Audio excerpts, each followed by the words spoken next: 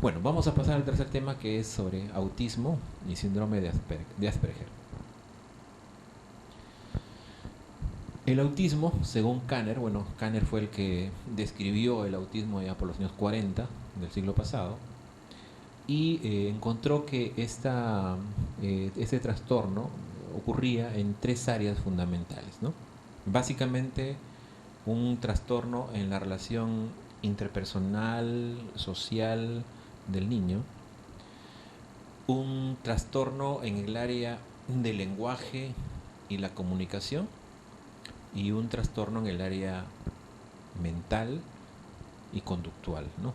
del niño. Es decir, aquí en estas tres áreas encontró trastornos continuos y constantes Kanner.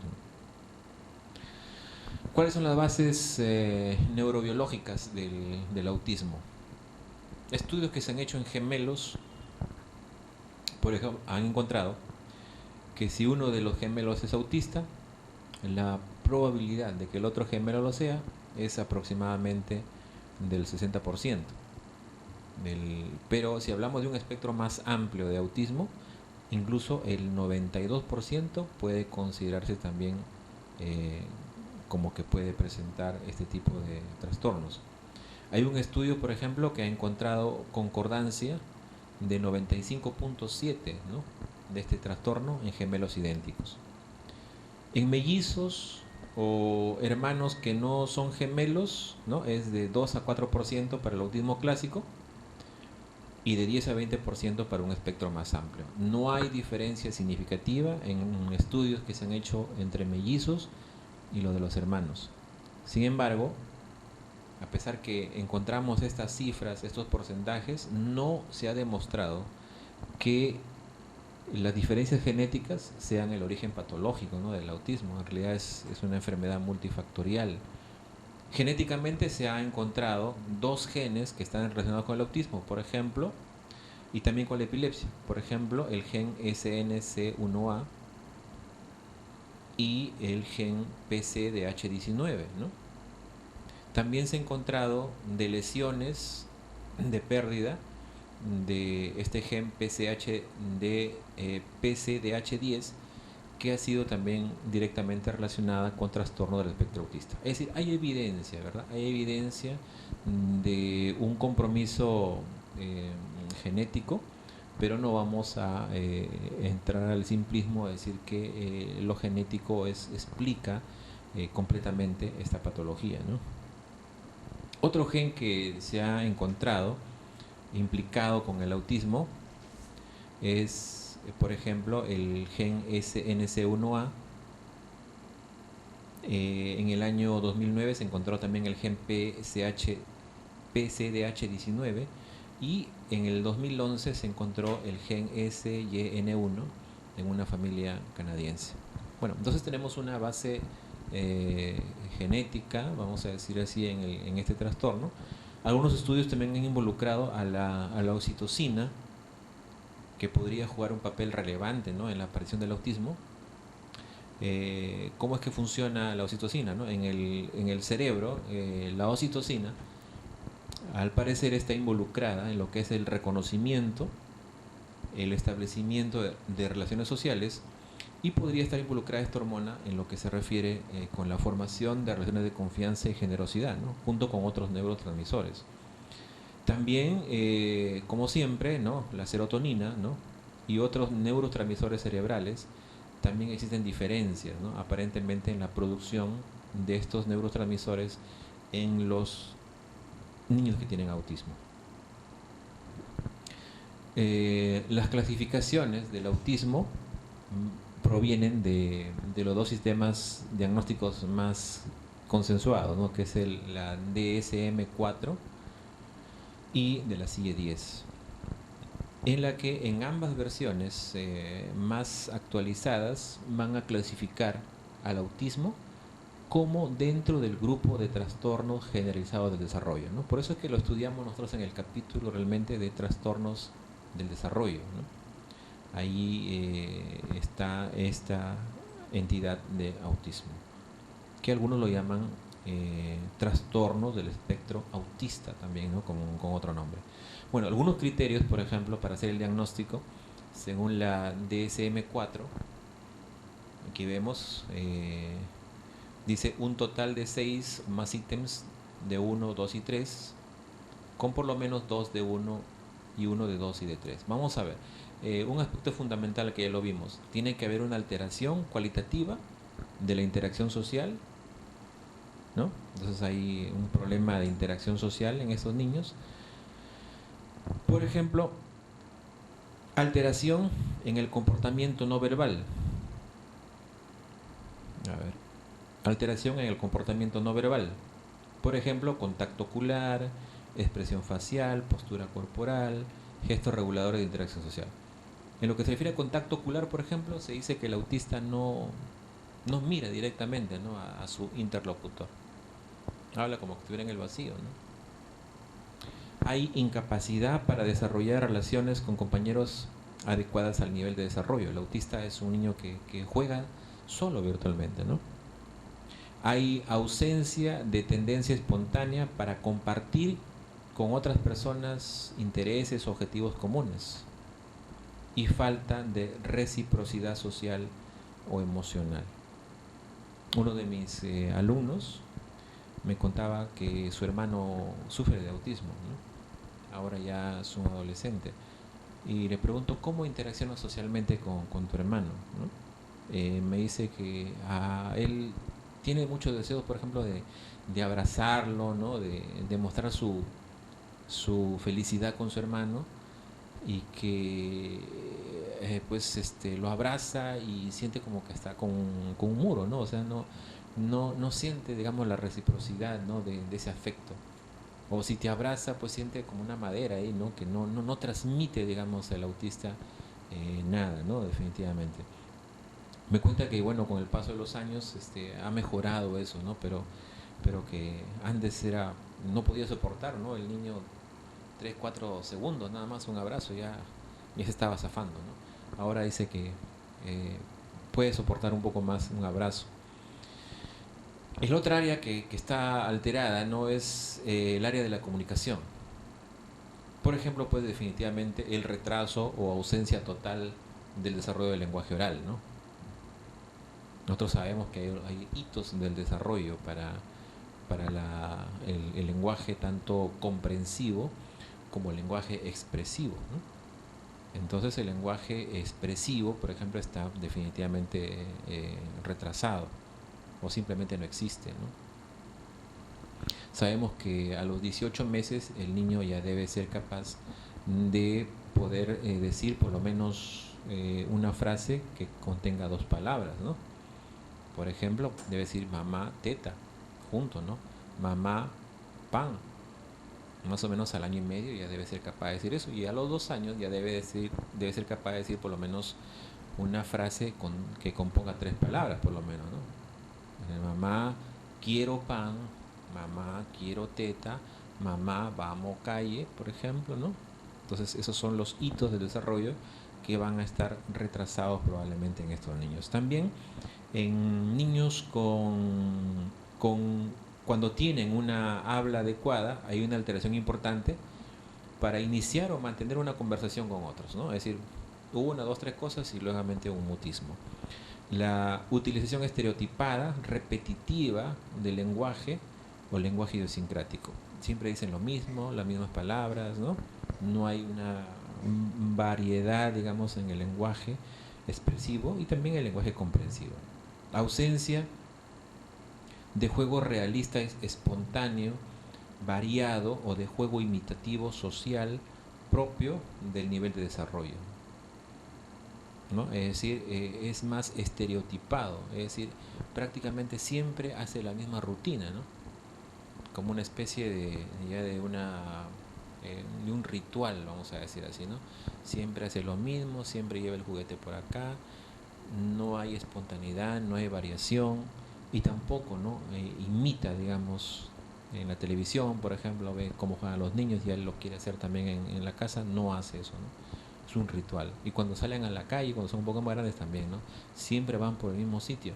Y cuando uno quiere quitarles, ¿no? De ese estereotipo, ¿no? De esa rigidez, sienten angustia, ¿no? Y pueden gritar y llorar, ¿no? Y entonces esos son patrones, ¿no? que ocurren en el área del lenguaje. También hay alteración en el área del comportamiento, de los intereses, de las actividades, ¿no? Y aquí, por ejemplo, hay una preocupación absorbente por uno o más patrones estereotipados y restrictivos, adhesión aparentemente inflexible a rutinas, ¿no? O rituales específicos no funcionales, y manerismos motores estereotipados y repetitivos, por ejemplo, sacudir o girar las manos a los dedos, movimiento de todo el cuerpo, y preocupación persistente por parte de los objetos. Se preocupa, está por ejemplo explorando un juguete, un carrito, solo la llanta, por decir, no mira, digamos, al objeto como algo integral, ¿no? Y ahí se centra, su atención está centrada en esa cosita nada más, no es incapaz de poder ver el contexto, ¿no? del juguete. Otro aspecto es el retraso, ¿no? O funcionamiento anormal en una de las siguientes áreas, ¿no? Como la interacción social, dijimos, el lenguaje o comunicación social, y el juego simbólico o imaginativo. Obviamente que esta clasificación no es algo rígido, ya que el diagnóstico del autismo exige un nivel de observación más riguroso, ¿no? A un nivel mucho más fino y complejo. No es fácil, ¿no? Realmente se habla de que el diagnóstico del autismo se hace aproximadamente a los 18 meses más o menos, ¿no? Entre 18 meses y 24 meses. Esa es la edad en la que uno empieza a sospechar que este niño puede ser autista. Sin embargo, hay algunas conductas, por ejemplo, en el lenguaje y la comprensión, ¿no? Podemos ver que puede presentar ausencia del lenguaje, un uso extraño del lenguaje, una alteración sintáctica rara, por ejemplo, ecolalia, repiten de forma literal lo que oyen, ¿no? Inversión de los nombres, confusión entre yo y tú, falta de atención al lenguaje, anomalías pragmáticas, un lenguaje con un vocabulario limitado, retraso en el desarrollo del habla, articulación y fonética está conservada, y un lenguaje pero sin carácter comunicativo, ¿no? En lo que se refiere a la flexibilidad y adherencia a rutinas, rigidez, ¿no? En las rutinas, deseo ansioso y obsesivo de mantener la invariabilidad, hacer lo mismo, fascinación por estímulos específicos, patrón de comportamiento fijo, ¿no? Comportamiento repetitivo, aleteo de manos, escuchar la misma melodía, en fin, ¿no? Es estereotipado totalmente. En lo que es cognición y percepción, un síntoma asociado de primer orden lo constituye la discapacidad intelectual. El cociente intelectual de los niños con autismo es aproximadamente de 50 puntos, ¿no? El promedio de la población normal es 100. Hay una tendencia a presentar la realidad de forma fragmentaria, ¿no? Es decir, solo una parte, como mencionábamos antes, solo le interesa la rueda de un coche, ¿no? Una parte nada más. Puede haber respuesta extraña, respuesta paradójica, rechazo a ciertos sonidos, ¿no? Rechazo a tocar ciertas texturas, etc. Y en la conducta social de la personalidad y de la comunicación hay ausencia de juegos de ficción, ausencia de mímica facial, no mira a los ojos, no responde a las personas, trata a las otras personas como si fueran objetos inanimados, ¿no? Es autosuficiente y se comporta como que nadie lo estuviera viendo, es más feliz cuando está solo, es autoagresivo y tiene una gran limitación en sus relaciones sociales. No hay sonrisa social, ¿no? Es compulsivo, tiene baja tolerancia a la frustración, es decir, si se le quita de su rutina, de su estereotipo, pues sufren mucha angustia, ausencia de interés por juguetes, ¿no? Rabietas, rechazo a ser tocados, rechazo a comidas nuevas, etcétera, ¿no? Entonces hay un conjunto, ¿no?, de aspectos que tenemos que tomar en cuenta. No es tan sencillo, por consiguiente, ¿verdad?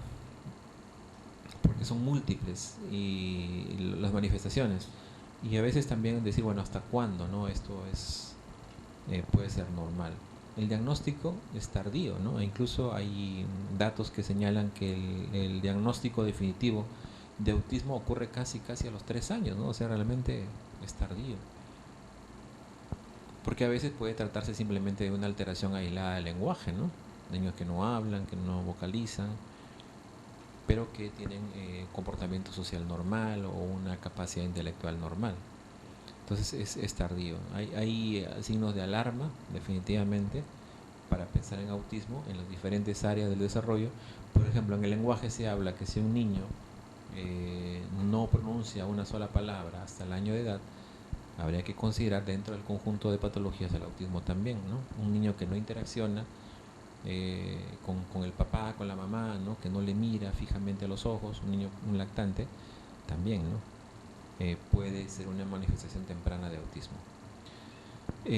Hay que diferenciar el autismo de otros trastornos del desarrollo, y entre ellos tenemos el síndrome de Asperger, el síndrome de Rett, el trastorno desintegrativo de la infancia y el trastorno generalizado del desarrollo no especificado. Entonces vamos a ver algunos aspectos, ¿no?, para diferenciarlos del autismo.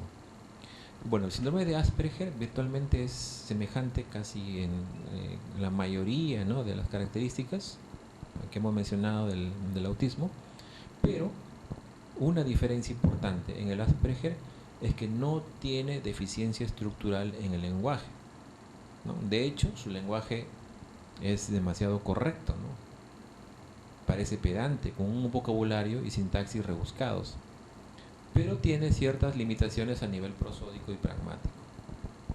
Otra diferencia del síndrome de Asperger con el autismo es que tienen una inteligencia normal o incluso superior, y frecuentemente encontramos lo que llamamos islas de competencia, es decir, niños muy inteligentes en áreas donde el niño tiene una habilidad normal o incluso extraordinaria, ¿no? Por ejemplo, pueden ser en el dibujo, en el cálculo, en las fechas, en la música, ¿no? Aprenden datos, pueden calcular rápidamente las edades, dibujan extraordinariamente bien, ¿no? Tienen un oído muy bueno para la música o pueden tocar instrumentos incluso, ¿no? Eso lo diferencia lógicamente de un autismo. Esos dos aspectos son los que hacen la diferencia con el autismo. Aparte de estas dos características, básicamente no comparten, ¿no?, el diagnóstico, las demás características con el autismo, ¿no? Por ejemplo, la interacción social, la inflexibilidad mental, conductual, la alteración emocional, eso comparte juntamente con el autismo también. El síndrome de Rett solamente se da en niñas. Aquí sí se observa, por ejemplo, una desaceleración del crecimiento del perímetro cefálico.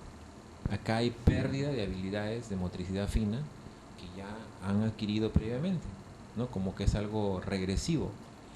Aparición de movimientos poco coordinados del tronco o de la deambulación, hiperventilación, hipoventilación, estereotipias manuales.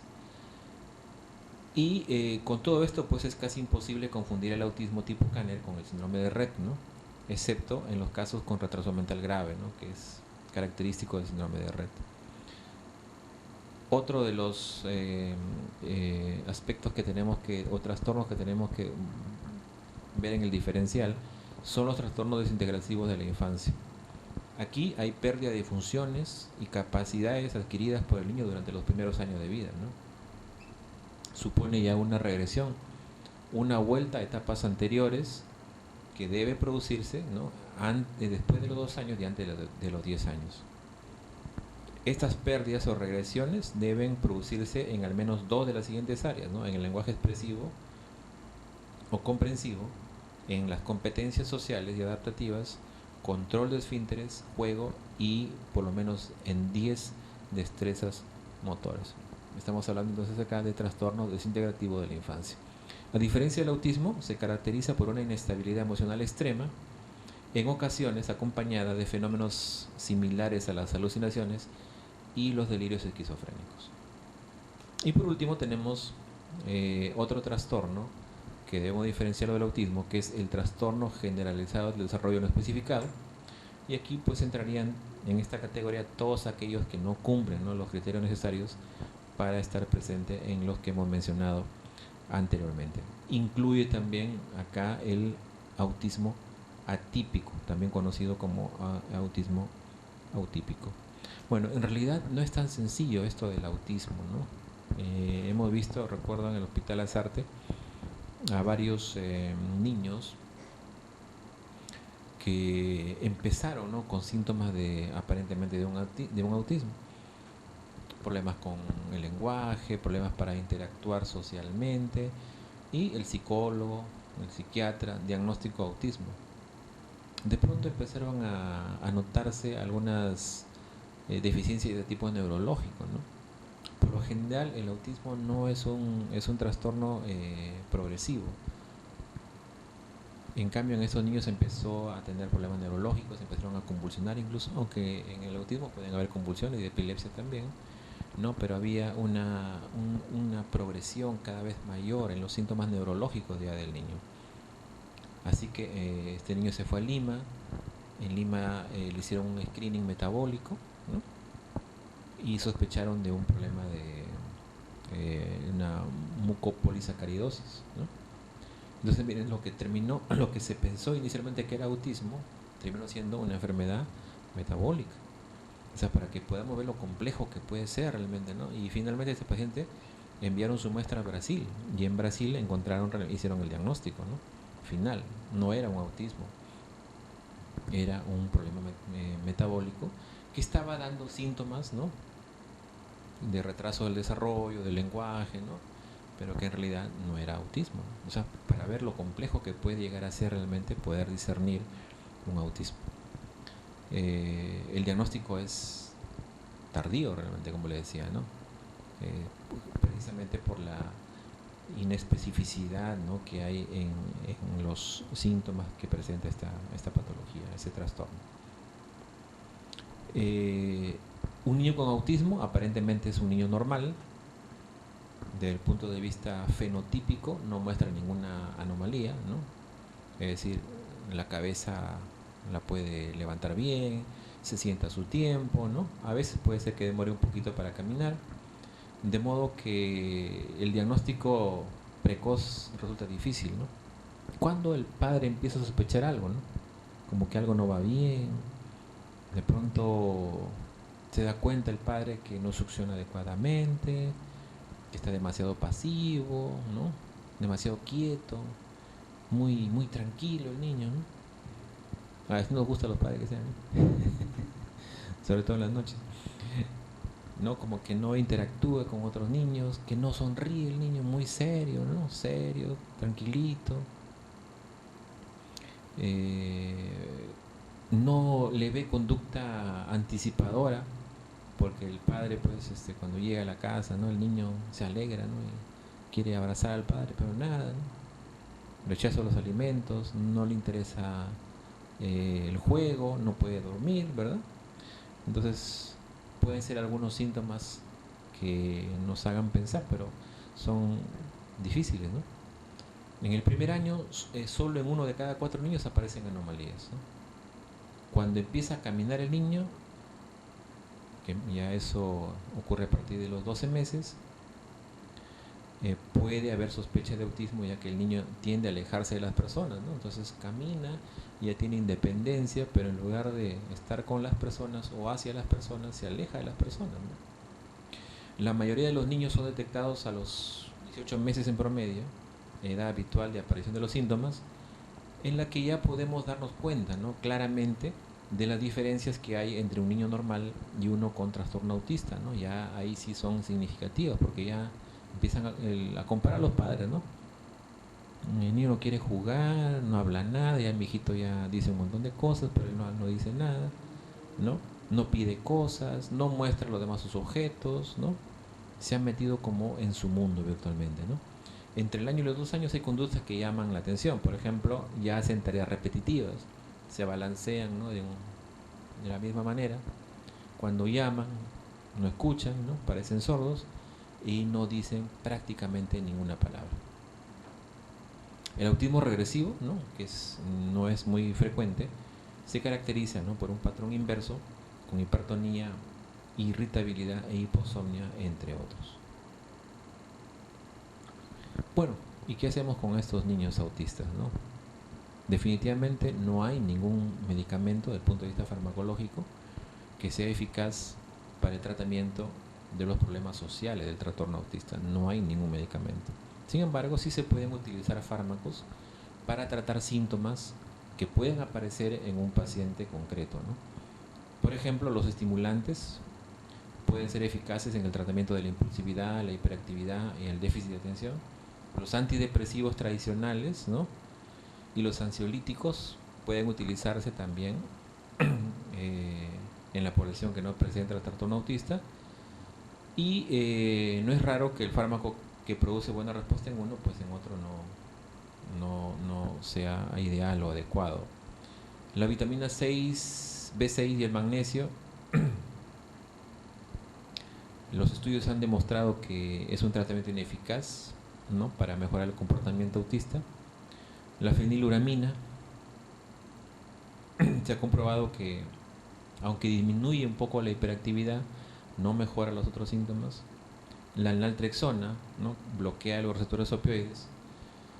Indican los trabajos que hay una ligera mejoría en el comportamiento, pero no disminuye la conducta autolesiva. La clonidina, que son bloqueadores beta, reducen la irritabilidad, la hiperactividad, pero no mejora el comportamiento social. Los neurolépticos son los que más se han utilizado, ¿no? Y entre ellos está el haloperidol. Sin embargo, debido a sus efectos discinéticos básicamente tardíos, el uso de este medicamento ha ido disminuyendo. De los nuevos neurolépticos, la risperidona es el que más empleado, ¿no? Se ha demostrado que disminuye la hiperactividad, la impulsividad, las preocupaciones obsesivas, la agresividad, y parecería que incluso puede aumentar la socialización de algunos niños, ¿no? Su efecto más frecuente, secundario, es el aumento de peso, ¿no? La risperidona entonces podría ser una opción, ¿no? Aunque no hay muchos estudios en niños, ensayos clínicos controlados, ¿no? sobre la utilidad de este medicamento. Otros fármacos, la secretina, no han corroborado su eficacia en los estudios clínicos. Los corticosteroides tampoco, ¿no? Los antidepresivos, inicialmente se usaron la imipramina, la desipramina, pero debido a su eficacia baja, han sido sustituidos básicamente por la clomipramina. Este fármaco, la clomipramina, se ha encontrado que disminuye las estereotipias, la agresividad, la hiperactividad y presenta menos efectos secundarios. Los inhibidores selectivos de la recaptación de la serotonina, como la fluoxetina, la paroxetina, disminuyen también la hiperactividad y los pensamientos obsesivos, ¿no? Aunque la experiencia con estos fármacos es baja. Y finalmente, pues el otro aspecto que hay que ver en el autismo es el tratamiento psicopedagógico, la terapia que se conoce basada en el análisis conductual aplicado, ¿no? No he encontrado mucha información sobre lo que es tratamiento psicopedagógico, no específicamente, pero hay terapias que consisten, por ejemplo, en acercamientos, ¿no? con algunos, o trabajos con algunos animales, por ejemplo, ¿no? con mascotas, ¿no?